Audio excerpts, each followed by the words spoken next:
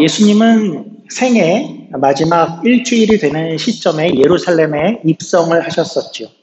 그리고 월요일이 되었을 때에 성전을 청결하셨습니다. 성전 안에서 재물을 파는 이들을 쫓아내셨고, 성전세를 위해서 돈을 환전하는 이들의 상을 엎으셨고, 그리고 제사를 위해 쓰는 기명, 그릇들이 아예 지나다니지 못하도록 길을 막아섰었습니다. 이것에 분노한 이들이 이제 화요일 다음 날이 되자 다 같이 나와서 이제 예수님께 공세를 펼치기 시작했죠. 제일 먼저는 산헤드린 공회원들이었습니다. 그들이 다 함께 나왔죠. 대제사장, 바리새인, 사두개인, 장로들 이렇게 연합팀이었습니다. 권위의 문제를 들고 자신만만하게 예수님께 도전을 했지만 예수님의 한마디 답변에 그들의 말문이 막혔고, 그러자 그 이후에 바리새인과 헤롯 당이 나와서 가이사에게, 로마 황제에게 세금을 내는 게 맞습니까? 아닙니까? 라고 공격을 했지만, 그러나 예수님이 또 지혜로운 답변을 하셨고, 우리에게 폭이란 없다, 이런 마음일까요? 이번에는 사두개인들이 예수님께 나아오고 있는 장면이 오늘 본문입니다. 이들의 마음은 이런 것 같습니다. 연속 공격이야말로 효과가 있다. 기회가 있을 때에 계속 퍼부어서 지금 무너뜨려야 한다. 마치 복싱을 할 때에도 기회를 잡으면 계속해서 펀치를 날려야 하듯이 지금이 아마 이들에게는 기회라고 생각하는 것 같습니다. 생각해보면 우리에게 다가오는 어떤 영적인 공격들도 그런 것 같습니다. 우리 삶의 영적인 공격들도 늘 연속해서 오게 되죠. 우리가 조금 정비를 하려고 하면 회복할 틈을 주지 않고 공격을 해오죠. 가정에서 힘든 일이 있는데 조금 정비될 것 같으면 직장에서 일이 일어나고, 그것이 좀 나아지면 어떤 친구가 나를 괴롭히기도 하고, 또 그것이 좀 나아지나 싶으면 재정적인 문제가, 또 어떤 사고가 일어나고, 늘 연속해서 우리가 하나님을 신뢰하게 하는 그것을 곤란하게 하려는 것이 아마 사단의 전략인 것 같죠. 오늘 이 종교자들의 이 공격도 이토록 연속적이고 매서운데, 또 더 무서운 점은 이것들이 하나씩 오는 것이 아니라 따로따로 오지 않고 힘을 합해서 온다는 점이었습니다. 공격을 하기로 하자 모든 대적들이 힘을 합해서 덤벼들죠. 바리새인과 헤롯 당이 함께 나왔었습니다. 이들은 원래 사이가 안 좋았습니다. 그러나 예수를 잡고자 하자 팀이 되어 나왔죠. 바리새인에 이어서 사두개인들이 나오죠. 역시나 둘은 사이가 안 좋습니다. 그러나 이들은 아마도 오늘 예수를 같은 적으로 두니까 적의 적은 동지 아니냐. 하나의 적을, 하나의 목적을 두면 우리는 친구가 될 수 있다. 그런 마음으로 힘을 합해서 나오고 있죠. 오늘날 우리를 대적하는 세력도 그렇죠. 모든 것들이 힘을 합해서 덤벼드는 것 같습니다. 한 가지 문제만 생기는 것이 아니라 여러 가지 문제가 한꺼번에 오죠. 기다려주지 않고 이런 시험이, 문제가 힘을 합해서 우리에게 들이닥치는 것 같죠. 이런 영적인 공격은 예수님의 시대에도, 또 오늘날 우리를 무너뜨리는 데에도 연속으로 또 한꺼번에 힘을 모아서 몰아치는 것이죠. 이것이 우리가 늘 깨어 있어야 하고, 또 분별해야 되고, 또 중심을 잡고 기도하고 있어야 될 그런 이유일 것 같습니다. 여러분 가운데 혹시 어떤 문제 가운데 있고, 왜 이렇게 나에게 이런 문제들이 연속해서 또 힘을 합하여 몰아치는가 하는 분이 있다면 정말 깨어서 분별할 수 있고, 또 하나님 앞에, 내가 주님 앞에, 또 주님 곁에 더 가까이 있기를 원합니다 하고 기도하시는 여러분들이 되시기를 소원합니다. 우리 본문 속으로 들어가 보죠. 오늘 이렇게 사두개인이라는 사람들이 등장을 합니다. 그러니까 당시 유대교 안에는 여러 가지 종파들이 존재하고 있었습니다. 이게 멀리서 보면 다 유대인 종교 지도자들 아니냐 이렇게 보일 수 있지만, 가까이서 보면 이들의 내부의 차이는 상당했습니다. 오늘은 이 사두개인이라는 사람들이 나오는데, 이들로 말하자면 이들은 아마도 저 다윗 시대의 대제사장 사독의 후예들인 것 같습니다. 특별히 이 당시 예수님 당시가 되자 이들은 성전과 또 그 당시 사회에서 권력적인 면에서 굉장히 우위를 점하고 있던 그룹이었습니다. 숫자로는 바리새인에 비해서 훨씬 더 적었지만 권력 면에서 많은 것들을 누리고 있는 이들이었죠. 이들이 신학적으로 독특한 면이 있었는데, 이들은 모세오경, 그러니까 우리가 가진 구약 성경의 가장 처음 5권 책, 창세기, 출애굽기, 레위기, 민수기, 신명, 이것만 성경으로 믿는 이들이었습니다. 다른 것들 그리고 전통들은 믿지 않았습니다. 그리고 이들은 또 오늘 이야기의 핵심이 되겠지만 이들은 어떤 영적인 존재나 부활, 천사, 내세 이런 것들을 믿지 않고 있었습니다. 아니 어떻게 이런 걸 믿지 않고 신앙의 종교의 지도자들이 될 수 있나 좀 의아한데 이들의 생각으로는 모세오경에는 이러한 것들이 명시적으로 드러나지 않고 있다라고 생각을 하고 있었죠. 그들은 이렇게 어떤 내세나 죽음 이후의 삶이라든지 부활 이런 것들을 이런 영적인 것을 믿지 않으니까 이 사람들은 자연스럽게 그때 어떤 삶을 살고 있었을까요? 당연히 이들은 현세의 모든 가치를 두는 그런 삶을 살고 있었습니다.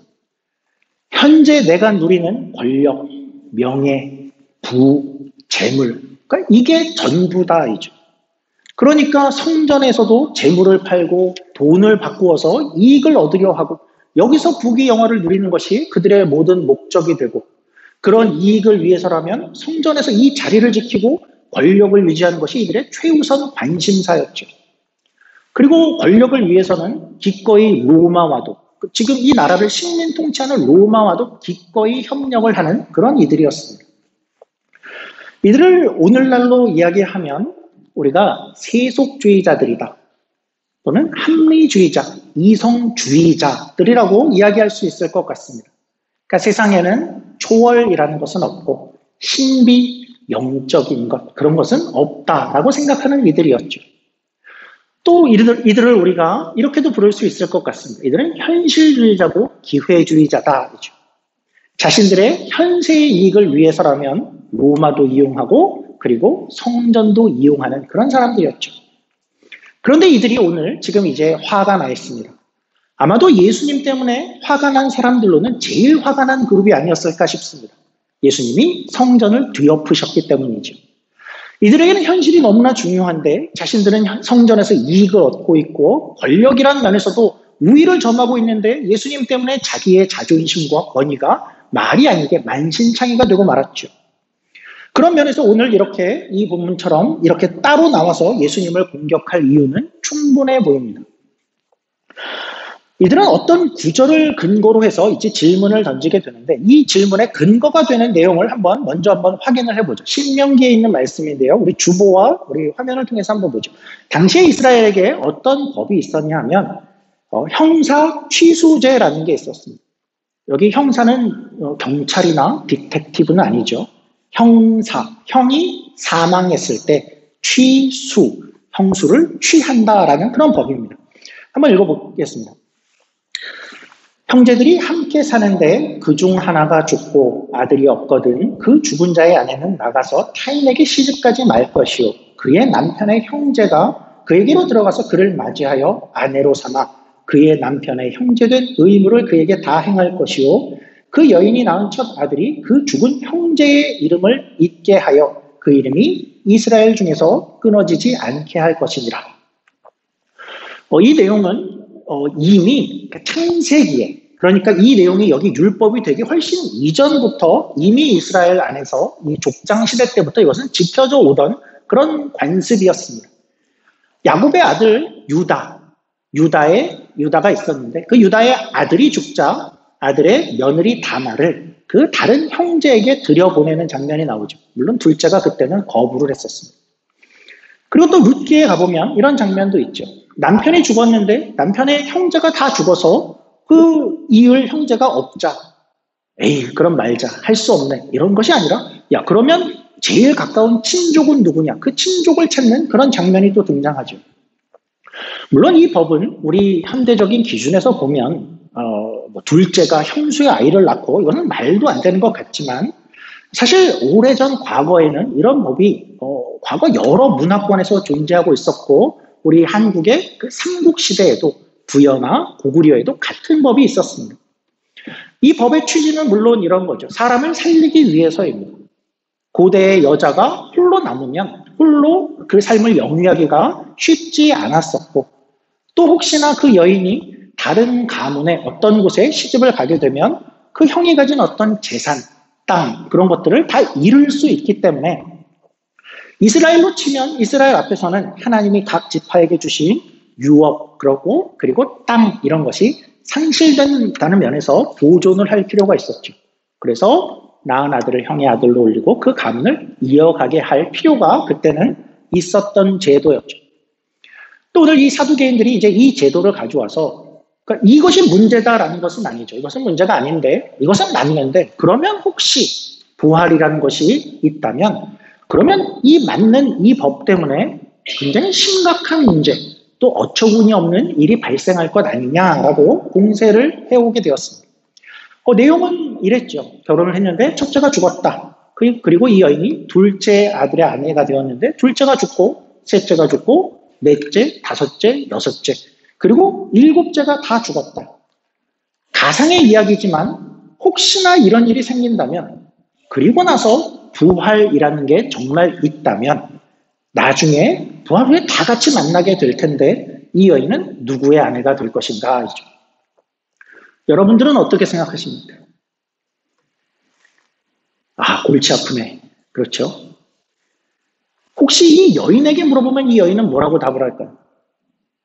누가 네 남편이냐면 아무래도 저는 첫째입니다. 그럴까요? 저는 첫째랑 결혼한 거 아닙니까? 다른 이들은 법 때문에 어쩔 수 없이 그렇게 된 거고 저는 첫째의 아내입니다. 그럴까요? 아니면 이 여인이 내가 이렇게 살아보니까 결혼 다 싫더라. 그럴까요? 사두개인들 편에서는 굉장히 어려운 곤란한 질문을 준비한 것이죠. 아마 예수님께서 답을 못할 거라고 기대했었을 것 같죠. 예수님이 혹시나 첫 번째 아내다라고 얘기를 하면 이들은 그럼 다른 아들들은 어떻게 됩니까? 라고 되물을 심산이었고 예수님이 혹시나 모두의 아내다 그러면 아니 모세오경에서 하나님께서 남자와 여자를 각각 짝지어 주셨는데 이것은 성경에 위배됩니다 라고 말할 수 있었겠죠. 우리는 부활 후의 삶을 아직 살아본 사람이 없고 그리고 그날의 삶이 어떤 모양이 될지를 우리는 정확히 알지를 못합니다. 아마 이런 것과 비슷하지 않을까 싶습니다.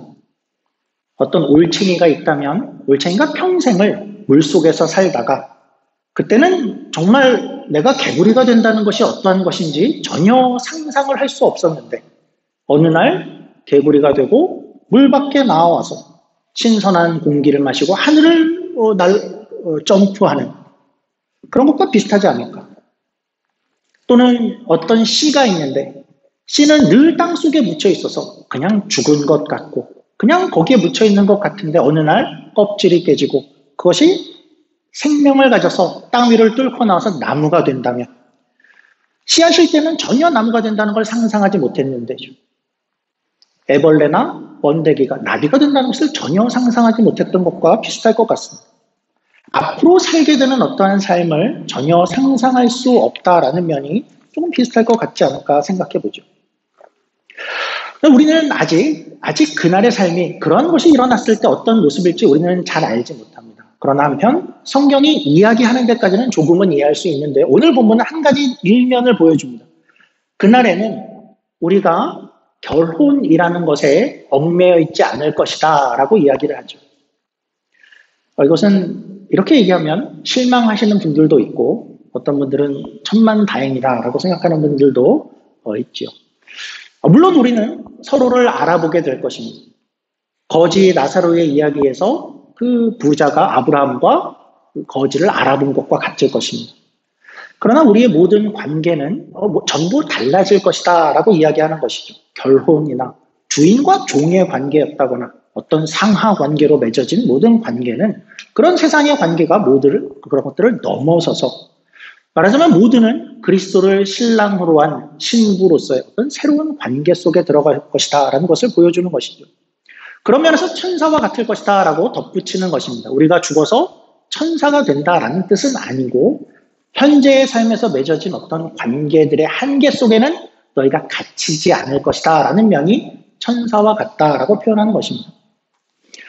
그리고 나서 이제 예수님께서 중요한 얘기로 넘어가죠. 예수님은 이제 적극적으로 이들의 보다 근본적인 문제에 대해서 잘못된 오해를 수정하기 시작하는데요. 우리 오늘 본문 26절, 27절입니다. 성경이나 주보로 한번 참고해 주시죠. 제가 읽겠습니다. 26절입니다. 죽은 자가 살아난다는 것을 말할진대 너희가 모세의 책 중 가시나무 떨기에 관한 글에 하나님께서 모세에게 이르시되 나는 아브라함의 하나님이요 이삭의 하나님이요 야곱의 하나님이로라 하신 말씀을 읽어보지 못하였느냐. 하나님은 죽은 자의 하나님이 아니요 산 자의 하나님이시라. 너희가 크게 오해하였도다 하시니라. 이 말은 무슨 뜻인가요? 어쩌자는 말이죠, 이게? 무슨 말이냐 하면 이 예수님의 말씀의 핵심은 이 구절이, 이 원문이 과거형이 아니라 현재형으로 되어 있다라는 것이 여기 핵심입니다. 그러니까 지금 출애굽기를 인용하고 있는데 출애굽기는 사두개인들이 믿은 성경이지요. 그 출애굽기에서 하나님께서 떨기나무 앞에서 모세에게 나타나셔서 이렇게 말을 하셨는데 나는 아브라함의 하나님, 이삭의 하나님, 야곱의 하나님이었었어. 그러니까 이렇게 과거로 말하지 않았다라는 얘기를 하는 것입니다. 말하자면 하나님은 그 과거에 아브라함이 믿었던 그 하나님이야. 지금 아브라함은 지금은 물론 죽고 없어. 이제는 없고 다 소멸됐고 흙이 되어버렸고 존재하지 않는 그런 존재인데 그냥 그 옛날 그때의 아브라함의 하나님이었었어. 그러니까 그게 아니라 하나님은 모세에게 현재형을 썼다. 그 말은 아브라함과 이삭과 야곱이 하나님 안에서는 살아있는 존재로 산자로 그들의 하나님으로 여전히 하나님은 아브라함과 이삭과 야곱과 관계하시는 하나님이어서 그렇게 현재형을 쓴 거 아니냐라고 이야기하는 것이죠. 그러니까 예수님이 이런 말을 하는 의도는 분명하죠. 너희는 근본적으로 부활이 없다라고 생각하고 있지. 그래서 이런 질문을 갖고 왔다는 걸 내가 알아. 부활이 없다라고 여기는 것은 너희는 존재가 죽으면 그러면 다 끝이고 다 소멸한다고 생각하는 거 아니냐. 그렇다면 아브라함도 소멸되었을 것, 이삭도 야곱도 다 소멸이 되었을 텐데 하나님은 그렇게 얘기하지 않는다. 그렇게 소멸된 자의 하나님이 이었다고 얘기하는 것이 아니라 지금도 존재하는 이들의 하나님이라고 현재형을 썼다는 것은 그 산자의 하나님으로 그들이 아직도 하나님 안에서 살아있다라는 이야기를 하는 것이 아닙니다. 그것을 너희가 믿는 모세오경이 이야기를 하고 있으니 너희가 부활, 내세, 영혼을 믿지 않는 것은 맞지 않다라고 이야기를 하시는 것이죠.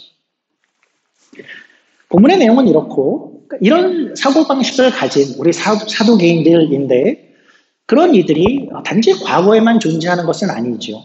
현대에 훨씬 더 많이 있죠. 현대에 어떤 사람들일까요? 현대에 유물론적인 그런 사고를 가진 사람들입니다. 유물론적인 사고는 어떤 사고이죠? 우리는 단지 물질로 이루어진 존재다라고 생각을 하죠. 영혼 이런 것은 없다라고 생각을 하죠. 우리는 물질로 이루어진 존재고 그래서 이 존재는 죽음을 맞이하면 그것은 다 소멸될 뿐이고 존재가 없어질 것이다 라고 생각하는 그런 관점입니다. 이러한 사고를 가지게 되면 그러니까 인생과 인간에 대해서 어떻게 생각을 하게 되냐 하면 모든 것은 다 물질로만 되어진 것이라 그것을 믿게 되면 자연적으로 이제 심지어 우리의 감정도 그런 것이다 라고 이야기를 할 수밖에 없게 되죠. 예를 들면 우리가 느끼는 어떤 사랑 그런 것도 결국은 다 그냥 물질에서 나온 것이다. 사랑은 사랑을 일으키는 그리고 어떤 흥분을 일으키는 호르몬들이 분비되는 것 그 이상 그 이하도 아니다라고 말하죠. 또한 이러한 모든 어떤 감정 이러한 것들은 신경과학적으로도 뇌의 작용으로 모두가 다 이해가 가능하다.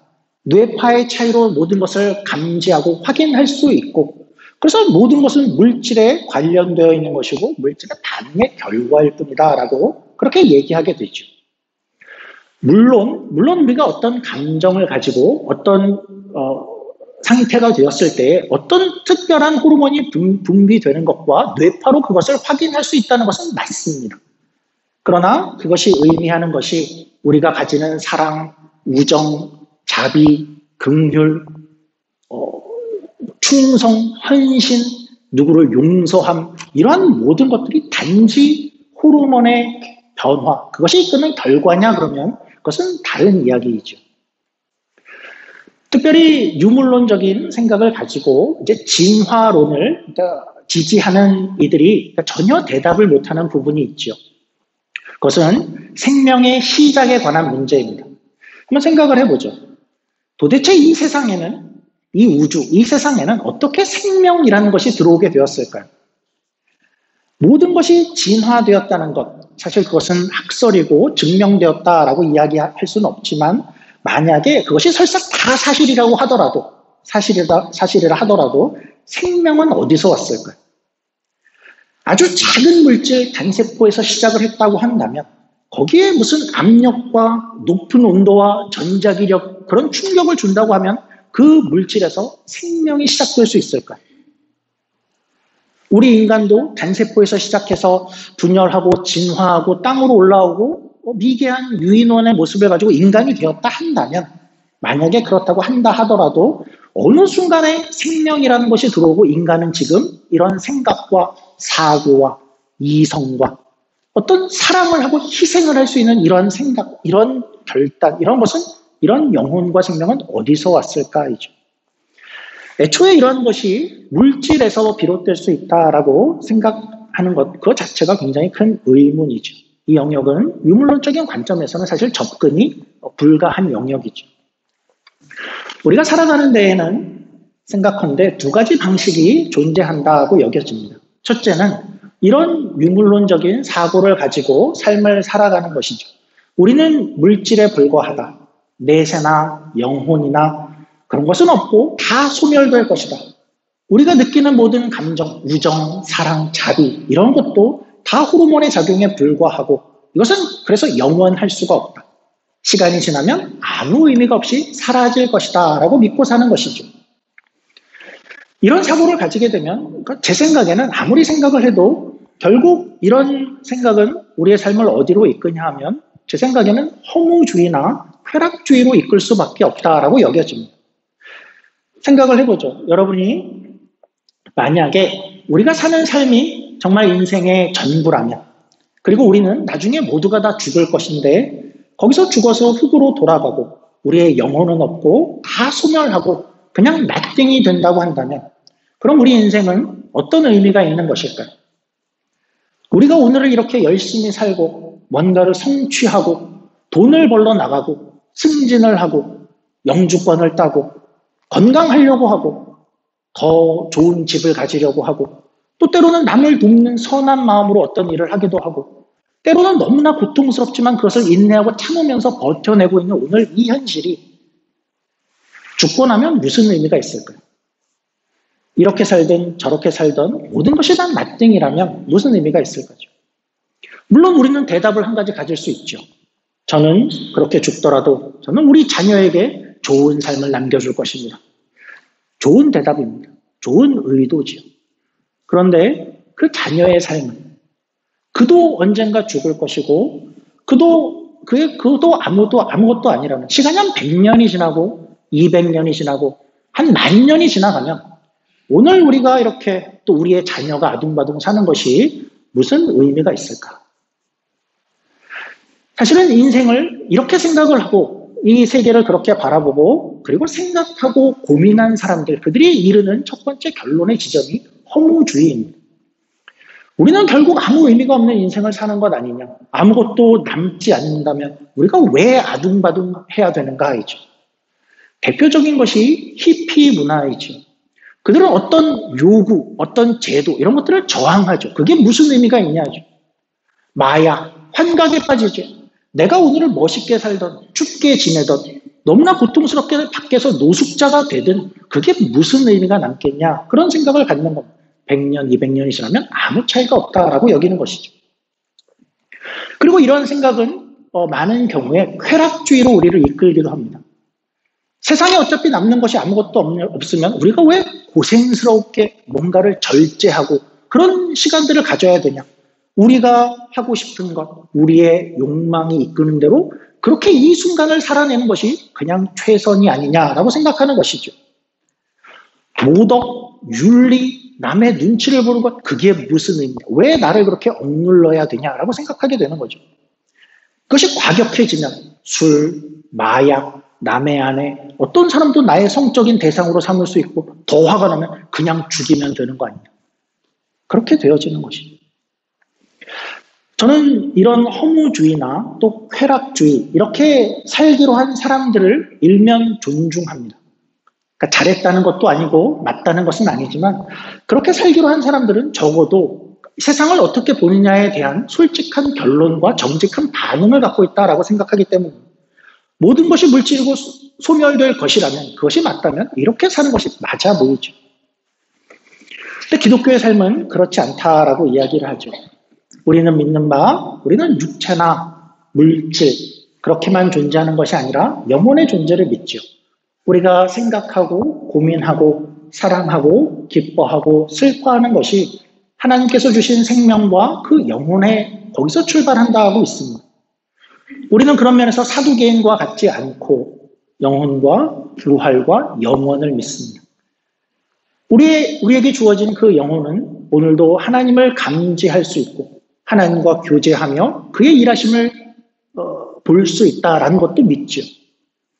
우리는 아브라함이나 이삭과 야곱처럼 한때 교제하다가 그냥 소멸되는 그런 존재가 아닐 것이며 또한 하나님 편에서는 그냥 소멸될 존재들과 어느 순간에 교제하고 그냥 그 교제를 끝내는 분도 아니고 그러면 하나님은 영원한데 다 유한한 어떤 소멸될 존재들과 교제하다가 외로운 하나님이 될 것이냐? 그렇지 않다고 믿는 것이죠.